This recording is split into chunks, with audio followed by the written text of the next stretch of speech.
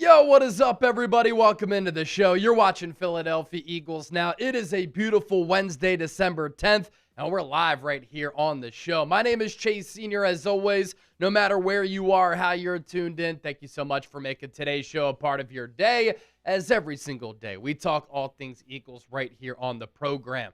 A lot, and I mean a lot, to get into and talk about here. We'll be live for the next hour to 90 minutes. Philadelphia today making a roster move that I think fell under the radar. Why is Jalen Hurts struggling? What's going on with the Eagles franchise quarterback? Is this offense getting fixed? Do you have belief and confidence coming off that performance on Monday Night Football against the Chargers? I'm going to explain why I'm encouraged by some things that I saw. We'll do an Eagles-Raiders preview. I know Las Vegas, not a good team, but a lot to talk about with that ball game coming up on Sunday. A big one, obviously, for the Eagles, considering what has happened over the last 3 games during this skid. And then we'll round out with the mailbag, so get those questions in. It's very simple. Love opening up the floor and chopping it up with all of the real ones. Use the hashtag Eagles or send in a super chat. Now, Nick Sirianni just spoke moments ago, and he didn't really have too many notable things to say, but this is a pretty big development for the Eagles and obviously Eagles fans out there, because we know how important Lane Johnson is to this football team, and this year, Philadelphia 0-3 without him. I think Fred Johnson is a good backup tackle. Obviously, he's not Lane Johnson, one of the best players in the history of this organization. And so, Nick Sirianni today did not give an update on whether Lane would practice this week. The Eagles do have a walkthrough today. They'll release an approximation of the injury report. Keep in mind, they played on Monday night, had to come all the way back to Philadelphia. So this is a short week in this lead up to the Raiders game. But considering that Lane Johnson did not go on injured reserve, this would be the general time frame that the Eagles expected for his return. Also, Adam Schefter saying yesterday that the Eagles do believe that he is getting close to a return, whether it be this week against Las Vegas, maybe next week on the road against Washington. And what a profound impact he's been able to have on this Eagles organization. This year, Philadelphia 0-3 without him. All time with him, the Eagles are 120, 62-1. That is a winning percentage of nearly 66% without Lane Johnson. That winning percentage goes down from nearly 66% to 35.7%, and the Eagles are now 15-27 without him. I know that he's starting to get a little bit older, but Lane Johnson in 2025 has still been one of the best right tackles in football. Overall PFF grade of 77.6, 17th among 76 tackles. A pass blocking grade, top 10 in the league by the time that he went out with that Liz Frank injury, 81.3, run blocking grade of 69.5. That ranked 29th, but keep in mind that this entire Eagles offensive line has struggled with run blocking this year. And here are the big numbers here with Lane. Protecting that front side for Jalen Hurts. 0 sacks allowed, 0 hits allowed, only 7 pressures given up. Now, I mentioned a moment ago that we're going to do a mailbag for segment number 4 during the live show today. I wasn't lying. No cap. We got so much content to get into. Get involved and start getting your questions in right now. Use the hashtag Eagles or send in a super chat.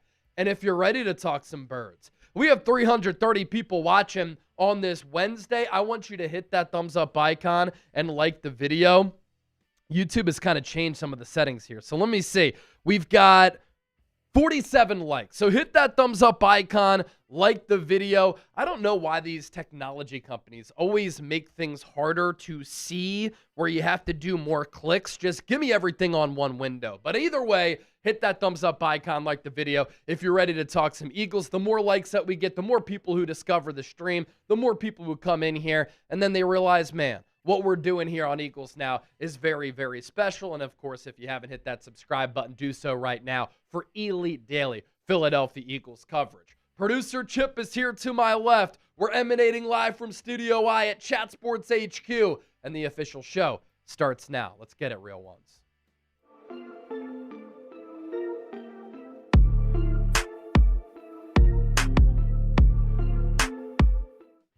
We're off and running. Welcome into the show. You're watching Philadelphia Eagles Now. My name is Chase Sr., and as always, no matter where you are, how you're tuned in, thank you so much for making today's show a part of your day. A couple of topics that I want to get into here. The Eagles made a roster move that I think has fallen under the radar. And also, will the Philadelphia Eagles bench Jalen Hurts? Head coach Nick Sirianni was asked that question this morning on WIP. I have a lot of thoughts on this, and I agree with the stance that Sirianni has taken. But let's begin here. Coming up on Sunday, Week 15, as the 2025 regular season really closes down and winds down, obviously the Bird's going to be taking on the Las Vegas Raiders. Inside the walls here at Chat Sports, we have some really talented content creators. That includes Mitchell Renz, the host of the Raiders Report, and I think the competition brings the best out of everybody. But league-wide, Eagles fans, Raiders fans, considered to be the two most passionate fan bases in all of football. So I want to test something out, and I want to see which fan base has the more passionate fans. Is it this Eagles fan base? Is it the Raiders fan base? Well, over the last 7 days, Philadelphia Eagles Now has picked up 856 new subscribers as we're closing in on 140,000. The Raiders Report, 436. Can we build upon this number and crush Raider Nation? Hit that subscribe button, and in the process, you'll get elite, free daily content on the Philadelphia Eagles. All right, let's begin here with an Eagles roster move. Philadelphia waiving long snapper Cal Adamatis. Now, you might be saying, Chase, who cares? He's a long snapper. This isn't an important move. I'm going to stop you right there. This is a very important move for the Birds, and I'm going to explain why. Now, as for Adamatis, he went to Central Catholic High School in Pittsburgh. He played his college ball at Pitt. He was with the Cincinnati Bengals from 2022 through 2024. And then once Charlie Hewlett, who the Eagles brought in this offseason to replace Rick Lovato, got hurt, the Eagles went the direction of fulfilling the need for long snapper with Adamatis. And he played in 9 games with the Eagles after Charlie Hewlett got down. Now, they signed him originally in training camp when Hewlett was hurt. Then Hewlett got hurt again during the regular season, and so they brought back a familiar face. What this means is that, number one, the practice window has opened up for Charlie Hewlett. The Eagles moments ago saying that he is going to most likely return this week.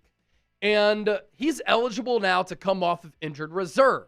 Now, he's a 35-year-old who got hurt in the Tampa Bay game all the way back in week 4 when the Eagles offense in the first half was electric. And then in the second half, Jalen Hurts didn't complete a pass. Hewlett is a very experienced player. He's been in the league since 2015 with the Cleveland Browns from 2015 all the way through 2024. And the Eagles specifically chose him to replace the 2-time champion long snapper in Rick Lovato, who is one of 4 players in the history of this Eagles organization to win 2 Super Bowls. So not easy to move off of a player like that. Those other 3, Brandon Graham, Lane Johnson, and Jake Elliott. And speaking of Jake Elliott, this is why this move is so important to me. We know that kickers can be mentally fickle. The littlest of things can throw them off. And that is what has happened to Jake Elliott without Charlie Hewlett. Now, with Charlie Hewlett, it was Jake the Make Elliott. He was perfect on the season, and he looked to be back to the player who we had seen for a very long time, since 2017 through 2023. But last year, outside of the playoffs, when once again he was clutch, Jake Elliott really struggled a year ago.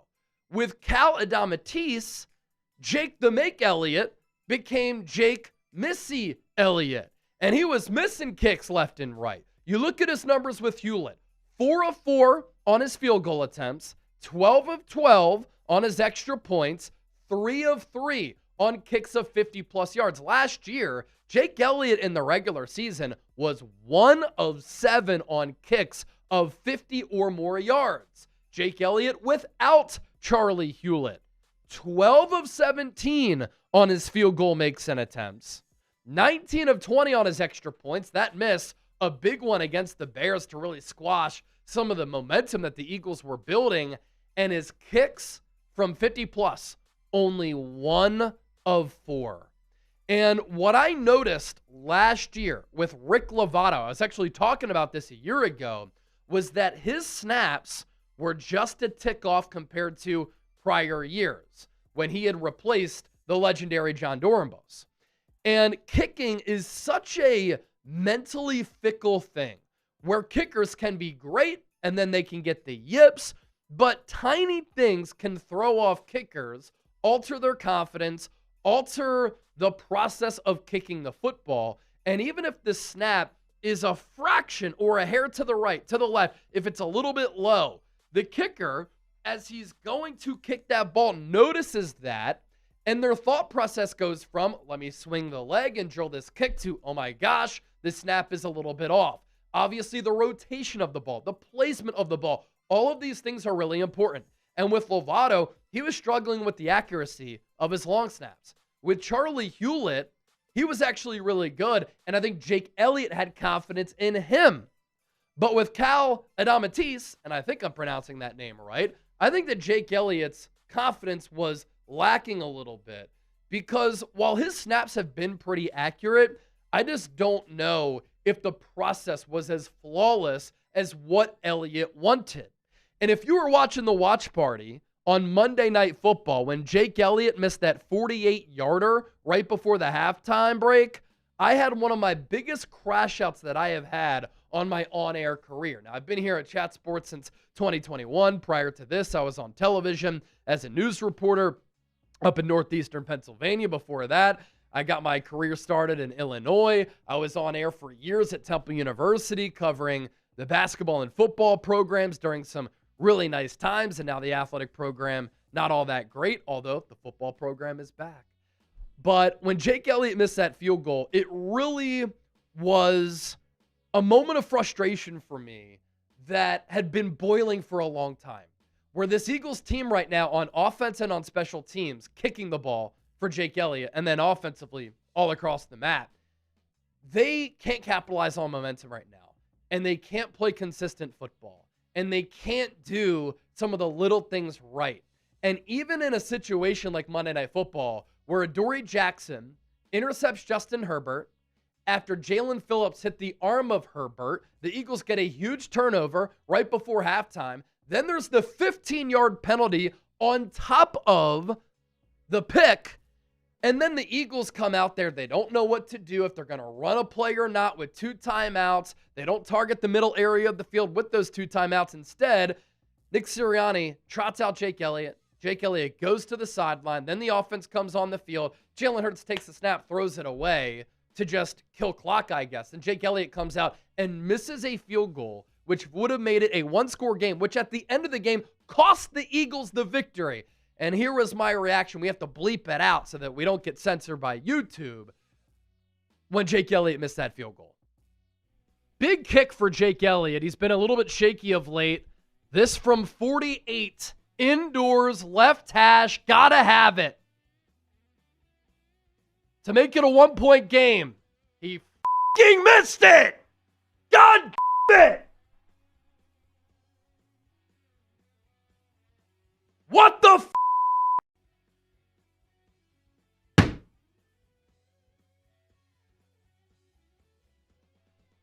Can't f***ing miss that! Demoralizing! Come on! You get the pick, the turnover, the penalty, ball at the 30, and you can't hit the fucking field goal. Such a fucking joke this team is right now. And this team right now can be best characterized as a team that continues to shoot itself in the foot. And that's why I was so frustrated. And a lot of you can feel me on that.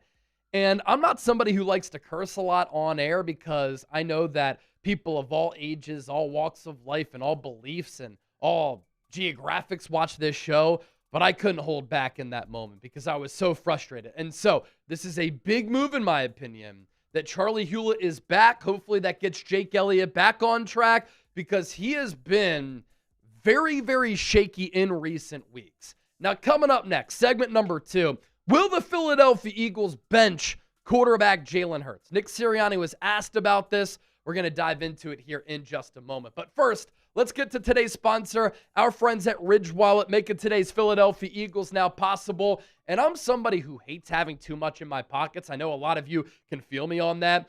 And when I would have this big, fat, leather, crusty brick of a wallet in my pocket, I'd be unable to find my keys, get my chapstick, and I'm like, where is this stuff? So I had to make a change. I made the change to Ridge Wallet, and I love it for so many reasons. Sleek, modern design, but it's also extremely durable, made with premium materials like aluminum, titanium, and carbon fiber.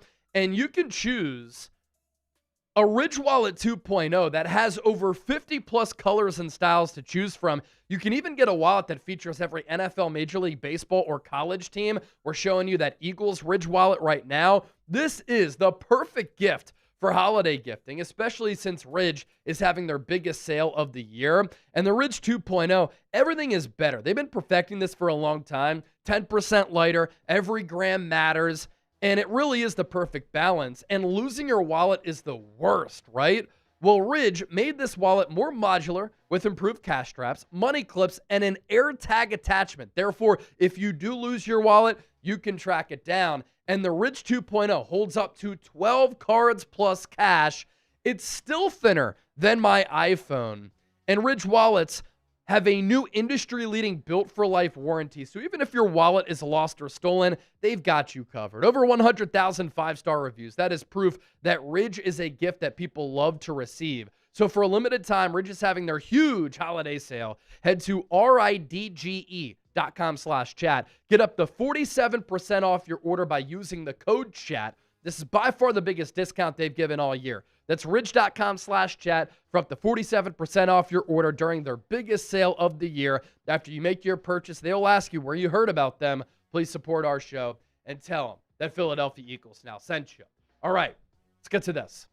This has been the topic among Eagles fans over the last couple of days. Will the Eagles bench quarterback Jalen Hurts? Nick Sirianni said Hurts is absolutely his starter against the Las Vegas Raiders when asked about that this morning on WIP in Philadelphia. Here's the extended quote from the Eagles head coach. No, I think that's ridiculous. I know every time I go out on the field with Jalen Hurts as our quarterback, we have a chance to win the game. That's something that's been proven. We've won a lot of football games. This is the most ultimate team game. You win together as a team. You lose together as a team. It's never just one thing. Now, as we know in Philadelphia, the backup quarterback can always be, and always is, the most famous person in the city.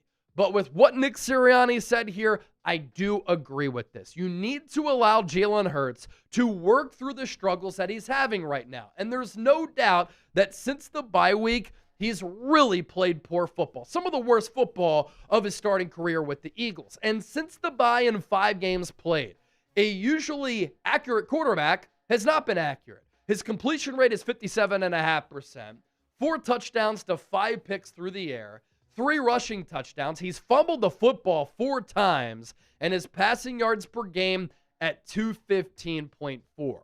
I will say this, though. Coming off that Chargers game, I come away a little encouraged with what I saw on offense from a play calling standpoint, a play design standpoint, a concept point of view, and how Jalen Hurts looked with some of the plays and the throws that he made, including that 3rd and 16 to Devontae Smith in overtime, which displayed a throw over the middle with anticipation and velocity. And I just think that right now the Eagles need to allow Jalen Hurts to iron out some of the wrinkles, get through this rough stretch of play, and there has been a formula that the Eagles have put together that has been proven to work because they've won so many games with Hurts. They've been to 2 Super Bowls over the last 3 years going into this year, and they're on track to make the playoffs every single season that Hurts has been a starting quarterback for this organization since 2021. Say what you want about Nick Sirianni. He had more say going into the Chargers game, and what did we see? Some offensive adjustments that I really like that I think the Eagles can continue to build off of. Now, there are pluses and minuses with Jalen Hurts. I think some of the pluses that we've seen this year, and really all throughout his career, he throws a very catchable ball. He has a great deep ball, one of the best in the NFL. When he wants to run and is a decisive runner, he's a very talented mobile quarterback. His intermediate accuracy, pretty good. He's clutch, and he wins. The negatives, which have really come to light during this 3-game losing streak, and since the bye week, doesn't process well always. He's uncomfortable targeting the middle of the field. 2 of his 4 picks against the Chargers came over the middle, one of which, when a defensive tackle dropped back in coverage, he never saw him, and that's a processing issue. That's a seeing the field issue. At times, he can struggle to layer throws and put touch behind the ball when targeting throws and targets in between the numbers and the hashes. The pocket mobility isn't always great. Sometimes he bails the pocket too early, in my opinion, and the footwork and the mechanics are just okay. But I'll say this. Jalen Hurts deserves time. And I know that the backup quarterback in the city of Philadelphia sometimes is the most famous person in the city, but Jalen Hurts has earned this. He has earned a grace period. He has earned the right to work through some of his struggles right now. He's been the starter for this football team 4 years, now a 5th. He's led the Eagles to the playoffs every year. He has been to 2 Super Bowls. He has won a championship. He was the Super Bowl MVP last year, carving up one of the best defenses in the NFL, led by one of the best defensive minds in the history of the National Football League. He has outplayed Patrick Mahomes in both of these Super Bowls. And when the pressure cooker is on and the lights are the brightest, that's when Jalen Hurts plays his best football. So he has earned this equity, and I think we have to give him time and a grace period to work through the downplay that we've seen since the bye week in those 5 games. Don't forget to give me a follow on social media. You can find me on X, Instagram, and TikTok at Chase_Senior, closing in on 20,000 followers on X, just surpassed 43K on Instagram. And I just launched this TikTok. Incredible response by everybody. Already closing in on nearly 3,000 followers there. All right. Segment number 1 is down, and we're only getting started on today's show. We will be doing a mailbag segment number 4. So start to get your questions in right now. Use the hashtag Eagles or send in a super chat. That's hashtag Eagles or send in a super chat, and you can be the first person to send in a super chat on today's show. All right, segment number 2 coming up. What we're going to get into here, something that I'm excited to talk about here, because we always want to bring you informative, insightful, thought-provoking Eagles coverage that sometimes can make you laugh, make you smile, and make you enjoy your day. So let's get into it here on Philadelphia Eagles Now. A lot to get into here on today's edition of Philadelphia Eagles Now. My name is Chase Senior. As always, thank you so much for supporting the show. There are so many talented content creators out there who cover the Eagles on YouTube. So many different content options, podcasts, YouTube channels, traditional television, newspaper, website. So anytime you decide to hang out here with us, I do appreciate that. Now, over the course of the next several minutes, what I want to discuss here, Eagles fans were denied the news that they were expecting. Here's what I mean by that. What Eagles fans were expecting going into that Chargers game. Philadelphia had that ugly Black Friday loss to the Chicago Bears, and they had that mini bye week to figure out some of their issues and their struggles on both sides of the ball. Wasn't just the offense, right? On defense, they gave up 284 yards to the dynamic run scheme that Ben Johnson has with the Bears. Coming off of that Bears game, there was that report going into the Chargers game that Nick Sirianni was taking more control of this Eagles offense. And perhaps some people thought that that was going to lead to a lot of sizable changes and a better performance from the Eagles. A lot of people thought that this Eagles team, coming off the mini bye week, given their track record of making in-season adjustments, were going to find solutions to some of their offensive issues. The Dallas Cowboys lost on Thursday. I thought that was going to take some pressure off the Eagles. They were going to go out there on Monday Night Football, beat another playoff caliber team, take down a quality opponent, and put the Cowboys season in the grave and end any chances that Dallas has of winning the NFC East. I was confident that the Eagles were going to end their 2-game skid, save their season, and really start this run at the end of the year to instill hope in this fan base that they can repeat as Super Bowl champions in a league that is wild, wacky, and wide open. Instead, what we got, the offense didn't improve. Jalen Hurts was awful, played the worst game of his career. He had a career high 5 turnovers in the game. Kevin Patullo still lacks play calling feel. I don't think that's anything that's going to change. This Eagles offensive line, still spotty. And in the ground game, not great, nor is it consistent enough. And unfortunately, I think this is an issue that's going to plague this Eagles team for the rest of the season. And Philadelphia losing an absolute heartbreaker. Despite those 5 turnovers and Jalen Hurts playing a piss-poor game, and this Eagles team struggling to maintain consistency on the offensive side of the ball, they had a chance to win. They took a great defense into overtime and lost an absolute heartbreaker as Hurts was picked off on a good defensive play, but a play that I don't think he should have pulled the trigger on that throw. Now, moving forward for this Eagles team, is there hope? Will we continue to see some of the new offensive wrinkles that we saw against the Los Angeles Chargers? Will Nick Sirianni continue to take control of this offense? Because all things considered, I do like some of the conceptual things that we saw against the Chargers. Some of the philosophical elements that we saw displayed from this Eagles offense. There were play calls and play designs where we were live doing the watch party, and I'm asking Chip, where has this been? And why has it taken since week 14 to implement some of these things? Well, here's what Adam Schefter had to say about Nick Sirianni's involvement with this offense. I would think Sirianni's involvement in the offense will continue going on. He's a head coach. The team's lost 3 in a row. Again, I think the offense showed signs of life. What led to it was the offense has been flat. It's been predictable. It's not been very innovative. I think Nick Sirianni got involved because it's his team ultimately. He must answer for everything. And if the offense is not getting the job done, it's his job to step in and make sure that it does. I don't know the exact role he had in the offense. Supposedly he had a bigger role. Yes, I would expect it to continue. And yes, I would expect the Eagles to get back to running the football. That's a big thing there. I think the Eagles need to become a more balanced offense. And as part of this segment, we'll talk more about that coming up here just around the corner. Now, were there positive moments with this Eagles offense? I do think there were. And I think there are some things to build off of. What I liked with what the Eagles did against the Chargers, we saw more pre-snap motion. We saw an increase in some RPOs and design quarterback runs. I really liked how the Eagles at times moved the pocket for Jalen Hurts to the right, to the left. That's something that I always am a fan of, especially when your offensive line is struggling.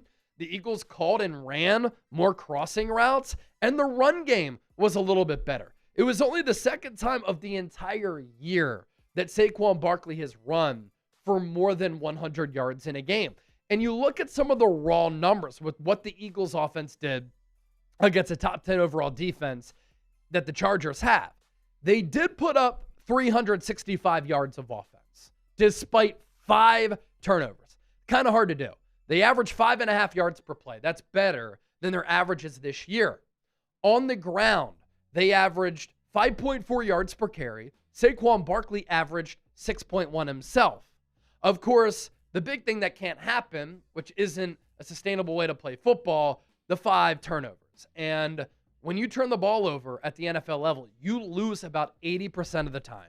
So this isn't something that I think is going to happen every game, obviously, right? So you limit the turnovers. You continue to do some of the things that the Eagles did on the offensive side of the football. And I think that the Eagles may have found a thing or some things that can help them form a little bit of an identity. Now, against the Raiders, I want to see, and we must continue to see, some of these improvements and adjustments that we saw against the Chargers take place this week as well against the Raiders. I came away encouraged by some of what the Eagles did.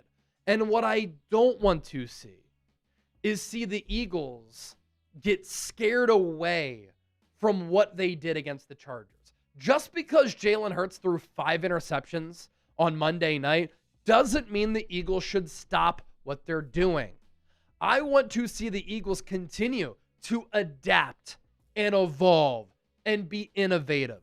There were some plays that we're watching on Monday night and we're like, this looks like a modern offense in 2025. So the Eagles showed some signs of life on Monday night on the offensive side of the football. Now you can apply those against a bad team, get your confidence up, have some good production, blow them out, and maybe that is what the Eagles need to kick this thing into gear with 4 games left. Before we continue to move forward on today's Eagles Now, I'm talking to all of the real ones out there. Are you subscribed to the channel? You see that red sub button down there? Hit that. Subscribe to the program. We're bringing you daily Eagles coverage, and we're closing in on 140,000 subscribers. I promise you, you won't regret it, the content that we're able to bring you for free every single day. Now, coming up next on Eagles Now, we have to address a problem with this Eagles offense, which has to do with a particular individual not named Jalen Hurts. We'll get into that here in a moment, but today's Philadelphia Eagles Now, sponsored by the DraftKings Sportsbook, the best sportsbook in the game, and they have a fantastic deal for Eagles fans out there. Now, you will notice that the code that we're telling you about is Sixers Chat. That's because DraftKings is a sponsor of our Sixers show, which is hosted by the producer of Eagles Now, producer Chip. We both grew up in the Philadelphia area, and he's got some more information on what you can expect from DraftKings Sportsbook. We're only a few weeks in, and the NBA season is already wild. Stars are going off, rookies are making noise, and the action doesn't stop. DraftKings Sportsbook, an official sports betting partner of the NBA, is where you can get in on all of it. Missouri listeners, listen up. DraftKings Sportsbook is now live in the Show Me State. New customers, bet just $5 and get $200 if your bet wins, paid in bonus bets. Download the DraftKings Sportsbook app and use code SixersChat. That's code SixersChat, bet $5 and get $200 in bonus bets if your bet wins. In partnership with DraftKings, the crown is yours. Gambling problem? Call 1-800-GAMBLER. In New York, call 877-8-HOPE-NY or text HOPE-NY 467-369. In Connecticut, help is available for problem gambling. Call 888-789-7777 or visit ccpg.org. Please play responsibly. On behalf of Boot Hill Casino and Resort, Kansas. Pass-through of per wager tax may apply in Illinois. 21 plus age and eligibility varies by jurisdiction. Void in Ontario. Restrictions apply. Bet must win to receive bonus bets, which expire in 7 days. Minimum odds required. Additional terms at dkng.co/audio. Limited time offer. Thank you, Chip. And with that, we'll take a look at Chip's picks. Bills -1.5 on the road against the Patriots. Massive game in the AFC and AFC East. The Patriots won the first go-around between those two rivals. Chargers money line on the road against Kansas City. How do the Chiefs respond, knowing that their playoff hopes are most likely dashed? And then Broncos money line against the Packers. I like that because the Broncos are underdogs. Good value there. Odds and lines, subject to change. Bet $5, get $200 if you win, if you use the code SixersChat. All right, let's get to this. In the last 3 games, A.J. Brown's numbers are up. He has looked great outside of the drops against the Chargers, and he's producing at a high level. He's been one of the top wideouts in football during the last 3 games, and that's a good sign for him, right? Here's the issue. The Eagles' record as a team is 0-3. And as we know, A.J. Brown isn't always about the team. He's about me. So with A.J. Brown more involved in the offense, with him getting more targets, putting up better numbers, I actually think this Eagles offense has been worse. It's been clunkier, and it's been less productive. Now, it's great that A.J. Brown is looking the way that he's looking because he's back to looking like one of the top wide receivers in the game. Week 12 against the Cowboys, 8 catches for 110 yards and a touchdown.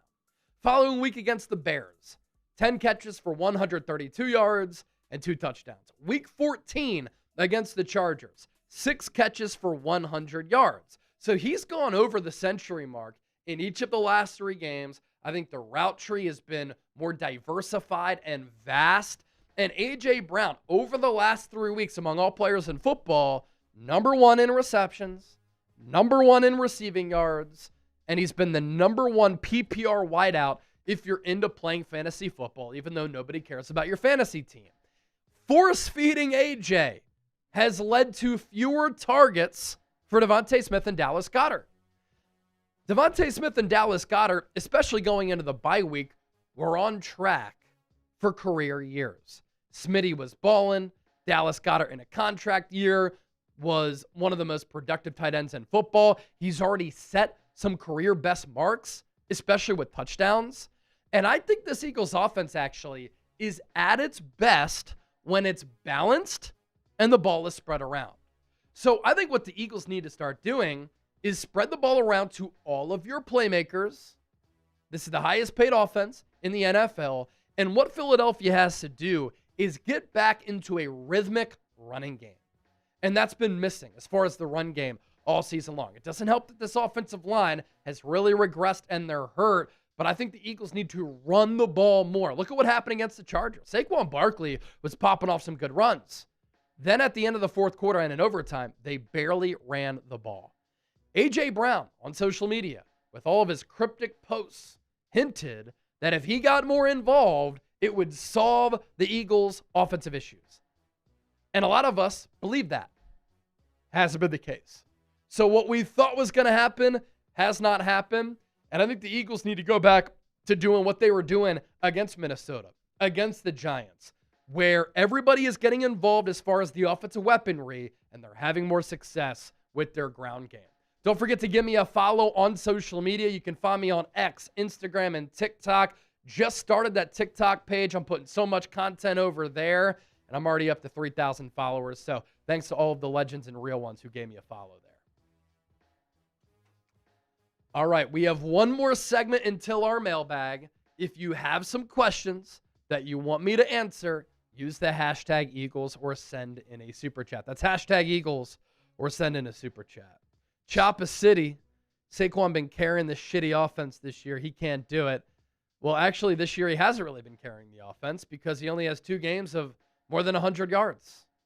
Who's been carrying this offense this year? Nobody, because it's one of the worst offenses in the NFL. Again, hashtag Eagles, send in a super chat to get questions in for our mailbag.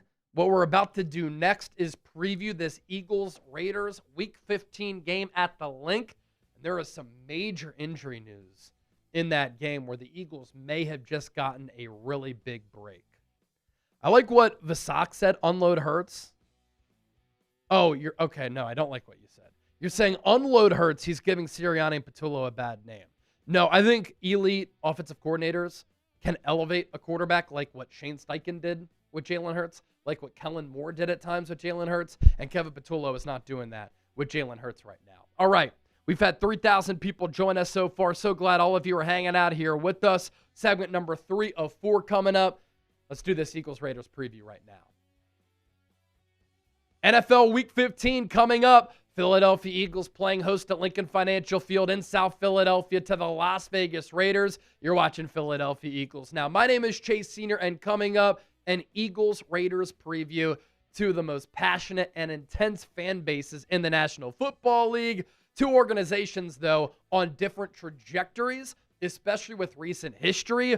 Raiders since the turn of the century, one of the worst teams in football. The Eagles since the year 2000, one of the best organizations in all of football. But still, I'm excited for this game. Kickoff set for Sunday, December 14th, 1 p.m. Eastern at the Link. I know Eagles fans are frustrated, but you know they're going to fill the joint. It's been a long while since the Eagles have had an early game as far as that 1 p.m. Eastern window. And look at this. Philadelphia, 11-point favorites. They were touchdown favorites against the Bears, and they lost.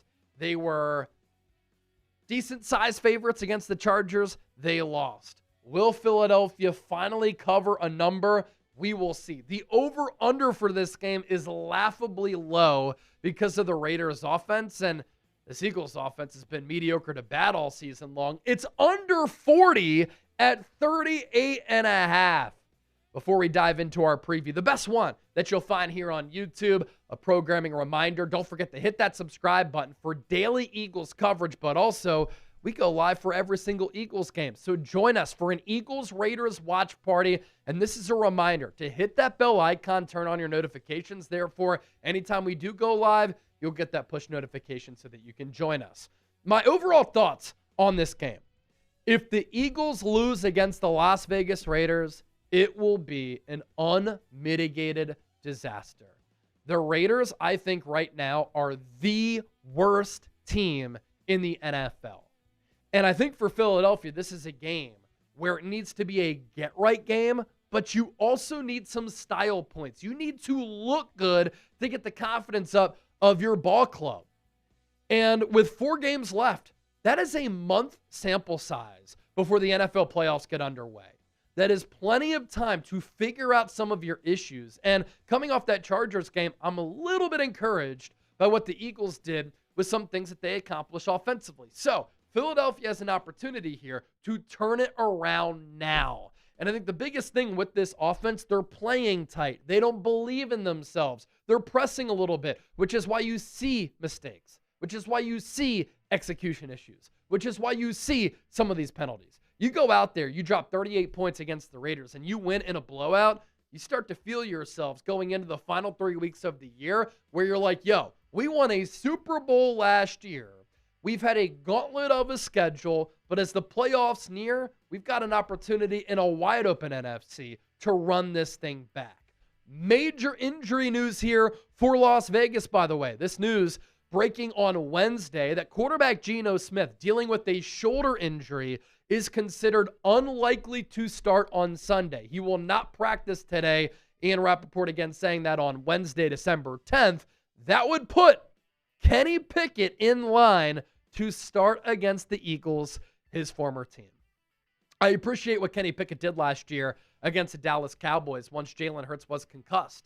He had that rib injury. He started that game, and he played pretty damn well in that first half. The Eagles blew the doors off the Cowboys, so much so that Pickett didn't need to play in the second half. So Tanner McKee played, he balled out, and then with backups, Tanner McKee beat the Giants starters in Week 18. And while Kenny Pickett did some nice things for the Eagles last year, if the Eagles lose to Kenny Pickett, it's over, man. It's over. I'm calling it a wrap. And even if the Eagles make the playoffs, they will not win a playoff game if they lose to Kenny Pickett. And this isn't good news for Kenny Pickett, who even indoors wears a glove on his throwing hand. It's supposed to be between 20 and 30 degrees at Lincoln Financial Field on Sunday. So it's going to be cold, and small hands Kenny going to struggle to grip the football. Unfortunately, while we might get a Kenny Pickett reunion if he starts, we will not have a Chip Kelly reunion. He was made one of the highest paid offensive coordinators in the game this offseason when he was hired by Pete Carroll. He was fired a couple of weeks ago, no longer the play caller for Las Vegas. Of course, for the Raiders, this game doesn't have any playoff implications. They have 2 wins all year. For the Eagles, though, this game does have a lot of playoff implications. Now, they only have about a 1% chance of getting the number 1 seed, but there's still a scenario in which that is possible because they have the tiebreakers over the Rams and the Packers. But right now, Rams in that 1 spot at 10-3, Packers 2 seed at 9-3-1, Philadelphia the 3 seed at 8-5. I think they'll be firmly set there. If they fall all the way to number 4, that's obviously not good. And if the playoffs were to end right now, the Eagles would play the San Francisco 49ers, and I would not feel good about that game. I actually think the Niners could win it. In the NFC East, the Eagles up by a game and a half over the Dallas Cowboys with 4 games left. But with the Cowboys losing to the Lions on Thursday, and with the Eagles also losing to the Chargers, they have kept the door ajar for Dallas to potentially win this division. And the Cowboys are one of the hottest teams in football. The Eagles better not mess around. Some Eagles injury news. On top of that, Raiders injury news. Lane Johnson could return in this game. I'm recording this on Wednesday. Nick Sirianni said today he's not sure if they're going to have Lane Johnson practice this week, but they did not put him on IR, which means they thought that he could return perhaps this week or next week, and obviously Eagles so much better with him as compared to without him. We've looked at the record so many times. It is also unlikely that Jalen Carter plays. I know that when he got that shoulder procedure done, or shoulder procedures done, because he got procedures on both shoulders, he was listed as week to week. This is looked at as a multi-week injury for him, and he's had one of those shoulder ailments going all the way back to training camp. In scouting the Las Vegas Raiders, Geno Smith this season has been horrible. And if you listen to or follow any of the analytical nerds who were saying going into this year that Geno Smith was a top 10 quarterback, unfollow them. Never listen to them again because they do not know football. Geno Smith has never been a top 10 quarterback. He never will be. And this year, he was so bad in the lead up to that injury. What's been odd is that Ashton Genty was looked at as an immediate impact player. It doesn't help that the Raiders' offensive line is one of the worst in the NFL. It doesn't help that Chip Kelly didn't always give him the football as much as he should have. But he really hasn't done much this year. And this is why I hate the thought of drafting a running back in the top 10. You better have a good offensive line in place. You better hope that that player can produce all throughout their rookie contract, because if they don't, you're wasting a great draft pick on a position that is a little bit expendable and replaceable, because you can get really good backs in the mid to latter rounds, or even as an undrafted free agent, you can get good backs for cheap, and you're wasting a critical year of that rookie contract. This Raiders offensive line, bottom 5 in the league, some of that due to injuries, some of that due to there's mismanagement of Jackson Powers-Johnson, which I don't understand. They have Brock Bowers and Max Crosby. Those two players are studs, and Bowers might be the best tight end in football. Max Crosby, a top 3 to 5 edge rusher in football. Outside of that, not a lot of talent on this Raiders team, and on offense, they do not have a lot of skill position talent either. The Raiders so far, you take a gander at their schedule, one of the most surprising results of the season with where the New England Patriots are right now, with only 2 losses, number 2 seed in the AFC, is that in week 1, the Raiders went on the road and beat New England. Following week, they lost 20-9 to the Chargers. Then a 41-24 loss on the road against the Commanders. 25-24 loss against the Bears. 40-6 loss against the Colts when Indy was hot at the time. Beat the Titans 20-10. And then from that point forward, it has been ugly for Las Vegas. 31-0 loss to the Chiefs. 30-29 loss to the Jags in OT. 10-7 loss on Thursday to the Denver Broncos. 33-16 loss to the Dallas Cowboys. 24-10 loss against the Cleveland Browns. 31-14 losers to the Chargers, and then 24-17 L to the Broncos. That is 8 straight losses for Las Vegas. I mentioned earlier, it would be a disaster if the Eagles lose this game. You can see why. So who you got in this football game? I want you to type LV for Las Vegas, PHI for Philadelphia. Get those predictions into the comment section right now.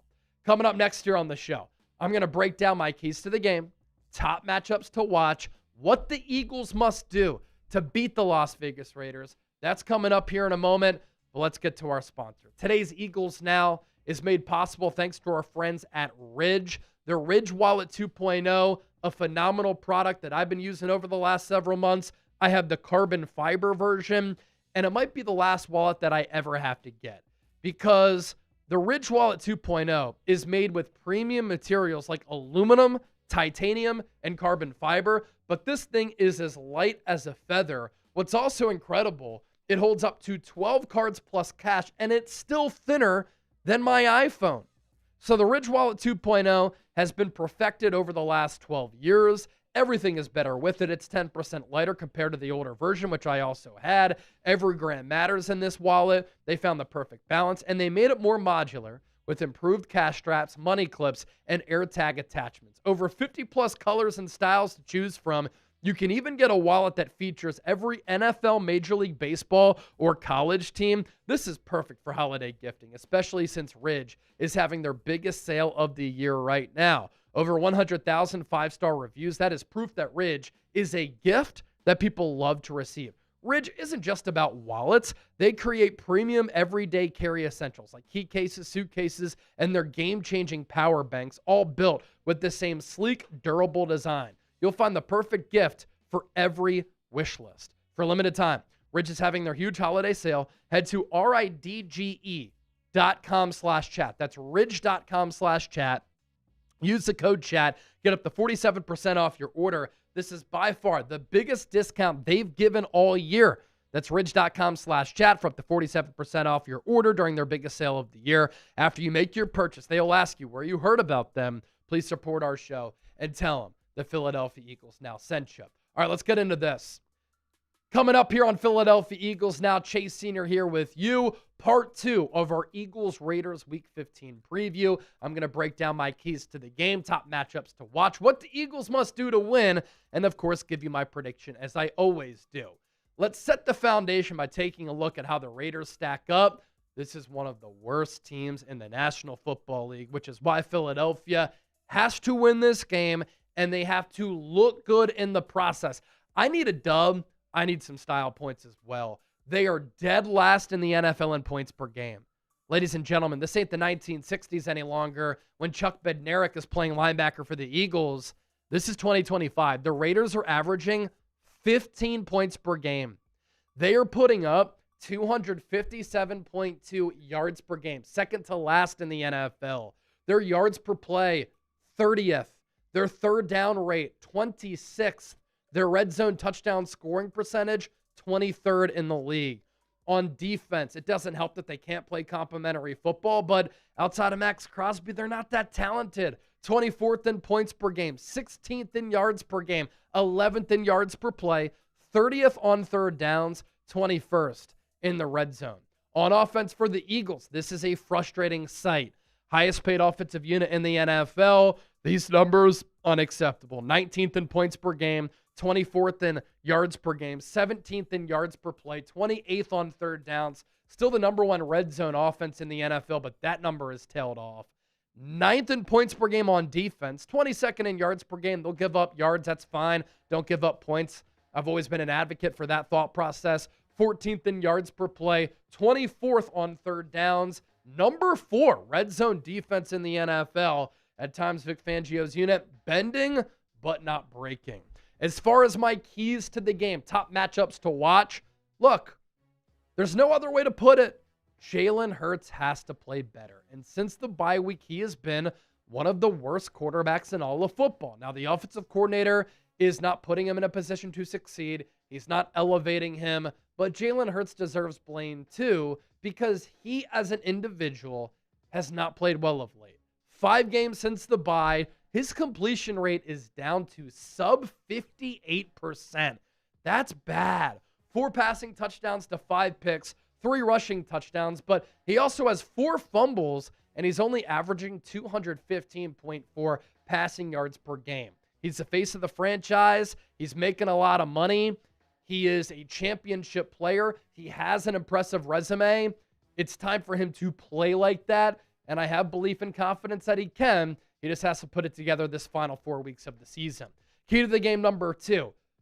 I don't want to see the Eagles get scared off of what they did against the Chargers because Jalen Hurts had those 5 turnovers.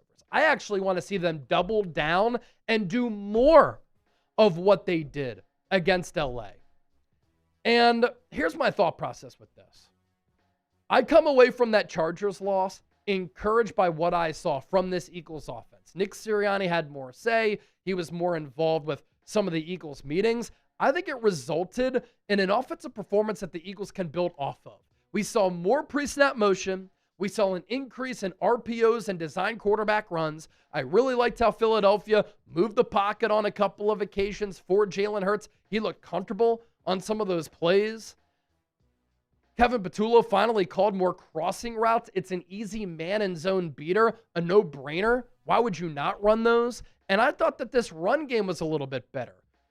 There were some wham blocks and double team blocks up front that led to Saquon Barkley having more real estate.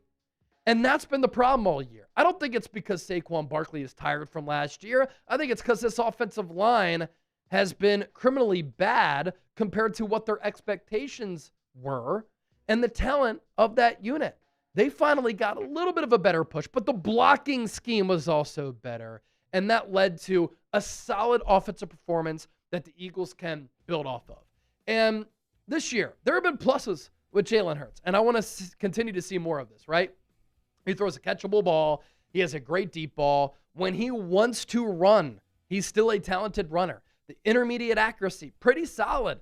And we know about the clutch gene and him winning a lot, playing his best football when the lights are the brightest. The negatives with Jalen Hurts. And we're seeing that during this 5-game stretch post-bye week, not processing well, getting confused by multiple looks from the defense, not always comfortable targeting the middle area of the field because the vision and processing isn't there. And those have always kind of been issues with him. Going all the way back to Alabama, he struggles at times to layer throws. The pocket mobility isn't great. The footwork and the mechanics just okay. And this is a negative with Hurts. He doesn't like being under center. The Eagles need to run more plays from under center because they've been a highly efficient offense when they do that. Key to the game number 3. I know that this might sound cliche, but this is a problem that has killed Philadelphia's offense during this 3-game losing streak. And it's a turnover problem. They need to play cleaner football because they have been turning the ball over at an absolutely alarming rate, especially Jalen Hurts in the last 2 games. This is a crazy number. Jalen Hurts has 7 giveaways in the last 2 games. He had 7 combined in the previous 26. As a team, during this 3-game losing skid, the Eagles as a team have 9 turnovers. They had 4 total in their first 10 games of the year. So Nick Sirianni always emphasizes securing the ball security, and forcing turnovers. The ball security has not been there for this football team. Key to the game number 4. I want to see Philadelphia's offense going back to being more balanced. They were not balanced against the Chargers. They threw it 40 times. They were not balanced against Chicago. Part of that because they dug themselves into an early hole.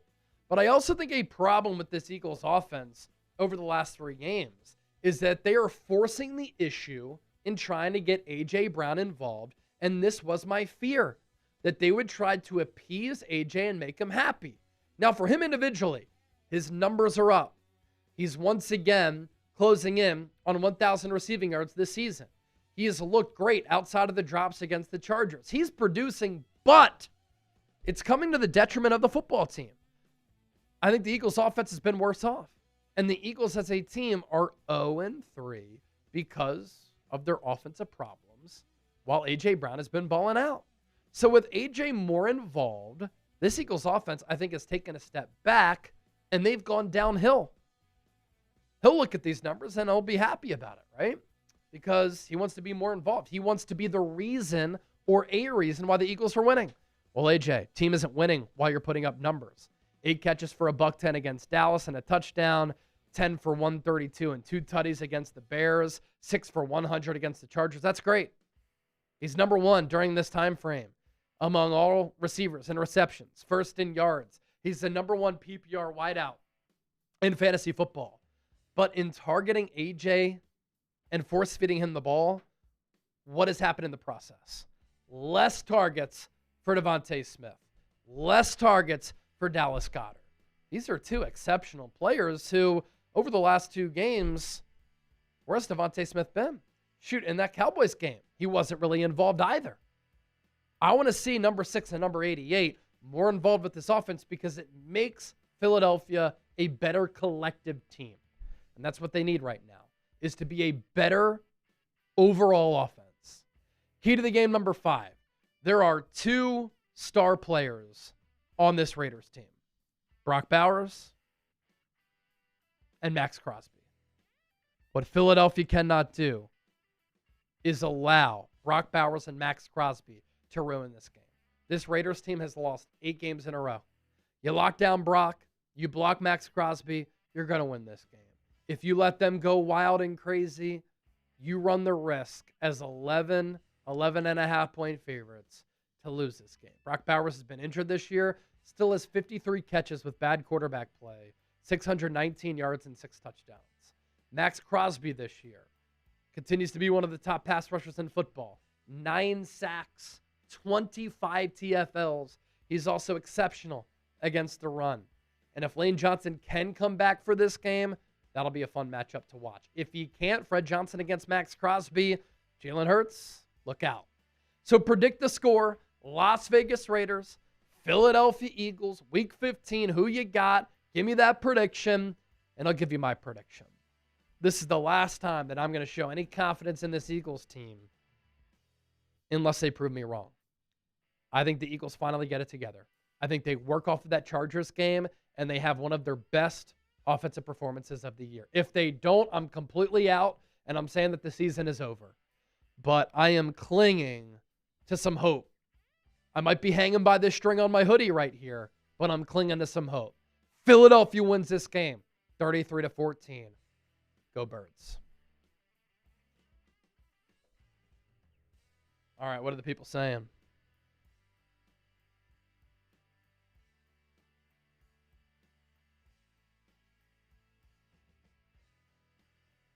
Dennis says 12-10 Eagles win. Please, no. No.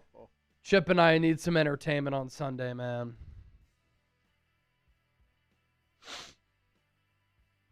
Chip and I need some entertainment on Sunday.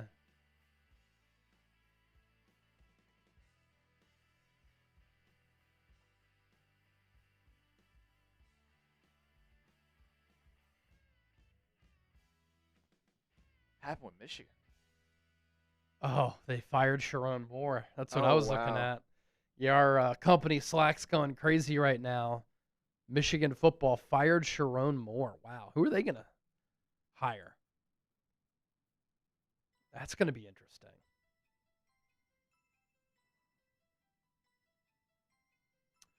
All right, let's round out the mailbag. Do we have enough questions for this, Chip? Let's take a look. If not, we're running. Let's see. Kenny Thunderhounds with 3. Oh, no, that's all the same question.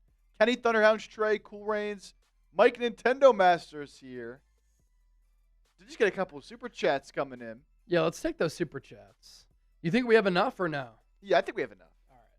Let's just save those super chats for the mailbag. Okay. Yeah. We can get to those super chats early. Cool, then let's do it. All right. Philadelphia Eagles Now mailbag coming up. We'll take all of your questions here. Let me get a sip of water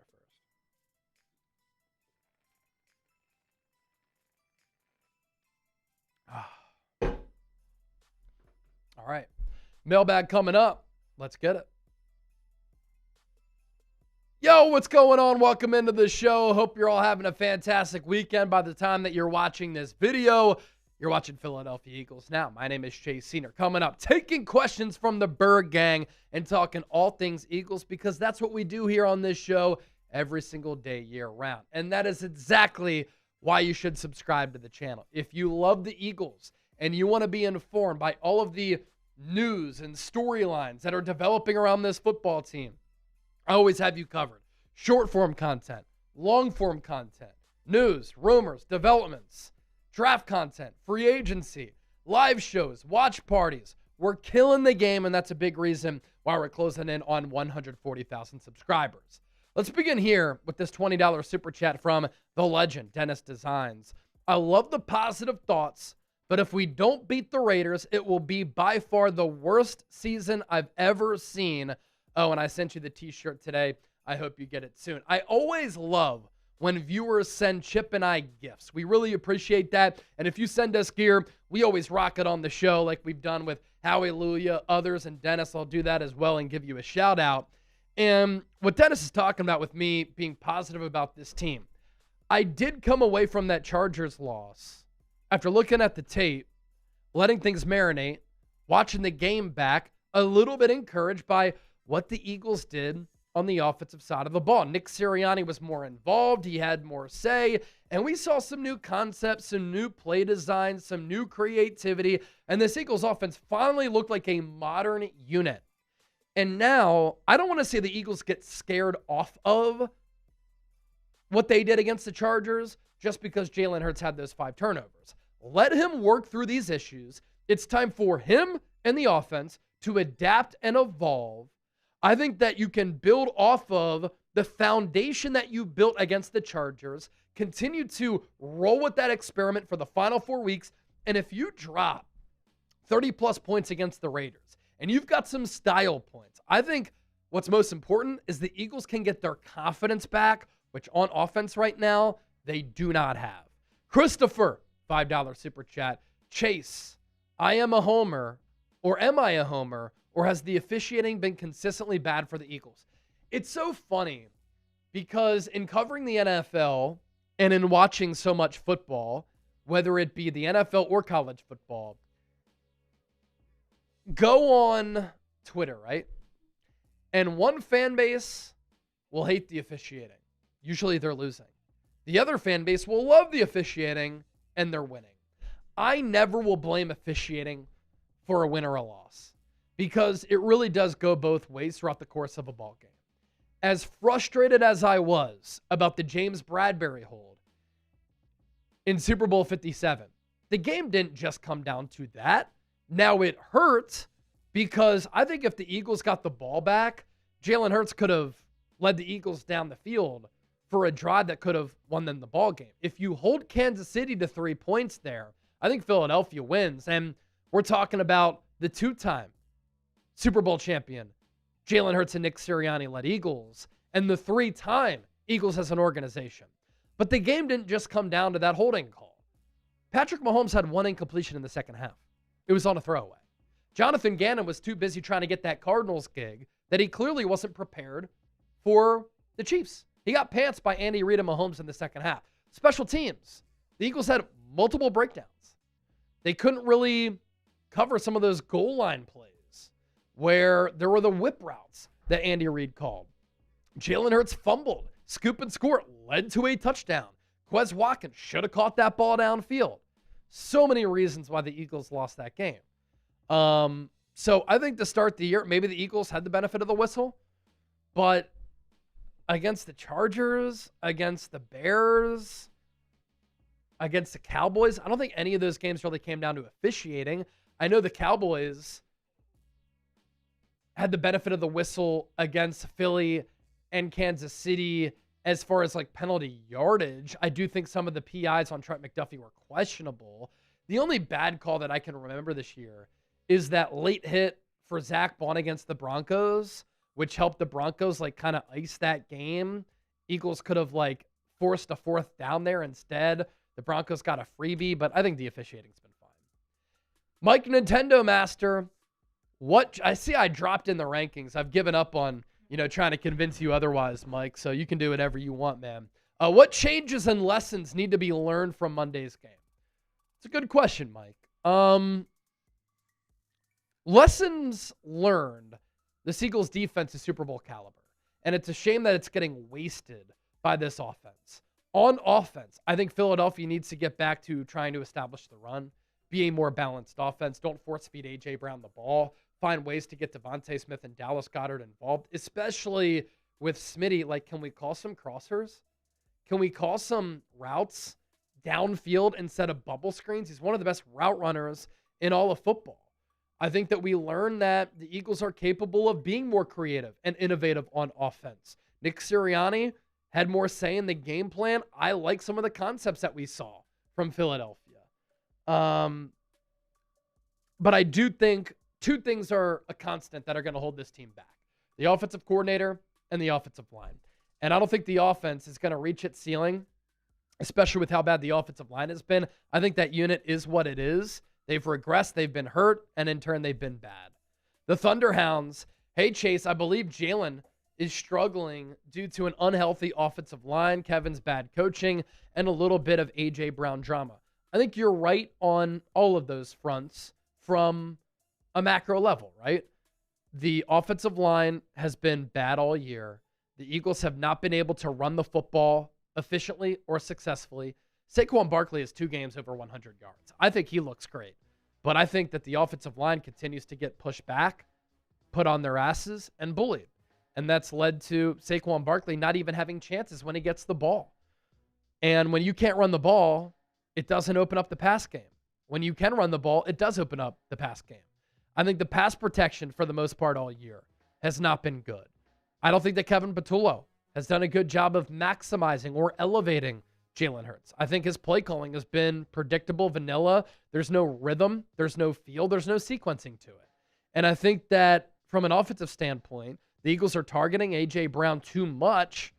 And by force-feeding him the ball, Devontae Smith and Dallas Goedert, who are great players, aren't involved as much.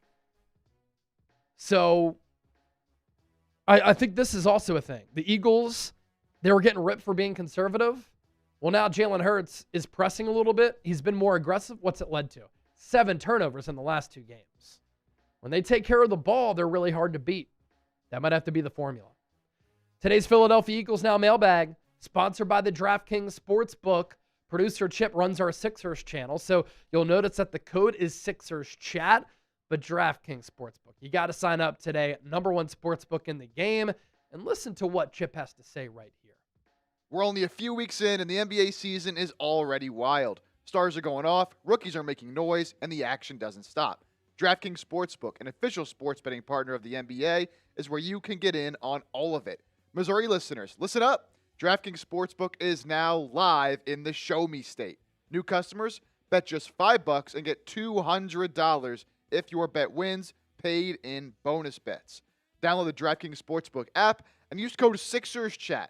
That's code SixersChat, bet $5 and get $200 in bonus bets if your bet wins. In partnership with DraftKings, the crown is yours. Gambling problem? Call 1-800-GAMBLER. In New York, call 877-8-HOPE-NY or text HOPE-NY 467-369. In Connecticut, help is available for problem gambling. Call 888-789-7777 or visit ccpg.org. Please play responsibly. On behalf of Boot Hill Casino and Resort, Kansas. Pass-through of per wager tax may apply in Illinois. 21 plus age and eligibility varies by jurisdiction. Void in Ontario. Restrictions apply. Bet must win to receive bonus bets, which expire in 7 days. Minimum odds required. Additional terms at dkng.co/audio. Limited time offer. Chip's picks. Let's take a look. Bills -1.5 on the road against the Patriots. Chargers money line on the road against the Chiefs. Broncos money line against the Packers. I like that because Denver underdogs in that game. Odds and lines subject to change. Bet $5. Get $200 if you win by using that code Sixers Chat. Cool Rains. Aussie, Aussie, Aussie. Oi, oi, oi. Supporting the show from Australia. The Down Under. G'day, mate. If we lose to the, I hope we don't, Raiders. Wait. If we lose to the Raiders, okay, I see what you're saying. If we lose to the Raiders, I hope we don't. But if we do, will they finally fire Kevin Patullo? Man, let's say the offense sputters. They score 10 points, and Eagles fans are going ballistic. The boo birds are out. The chants of fire Kevin are on and echoing throughout the link. That you can hear it from Center City, from South Philly. I think Nick Sirianni will have to make a change with 3 games to go for the Eagles to try to salvage their season. He might be your boy. Might have to make a move, though. Andrew Nathan. Were we going back and forth on Twitter a little bit earlier today, Andrew? I love the profile picture. Ski Mask Howie. I think you're taking out of context what I've said about Jalen. But here's what Andrew has to say about Jalen. Jalen hasn't played well recently. However, you don't bench your Super Bowl MVP starter. We like the idea of Tanner McKee, but Jalen is the better player. MVP season in 2022, played well in 2023, Super Bowl MVP in 2024. So I don't think he played well in 2023. He was the MVP runner-up in 2022. I think he would have won the MVP if he didn't hurt his shoulder against Chicago. And last year, it was definitely up and down. But then he won the Super Bowl MVP in 2024. I think a lot of what people don't talk about is how Jalen Hurts has had like 10 different play callers over the last 10 years going all the way back to Alabama. When we talk about a quarterback struggles, shouldn't we discuss that? That he's had no continuity at offensive coordinator? That can lead to struggles in play. Every year there's a different voice in his head. Now, I do think that Hurts has some limitations, but obviously he has a lot of strengths.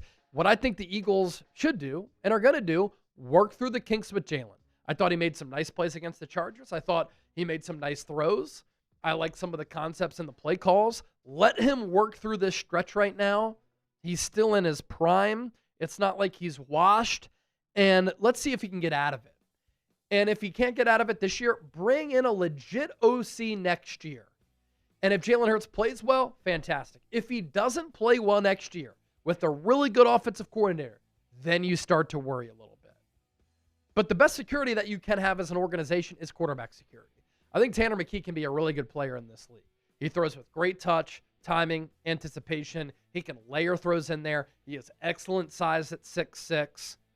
Am I saying that Hurts should get benched? No. But what I think the Eagles should do is make a decision by the end of next year who's going to be the quarterback moving forward.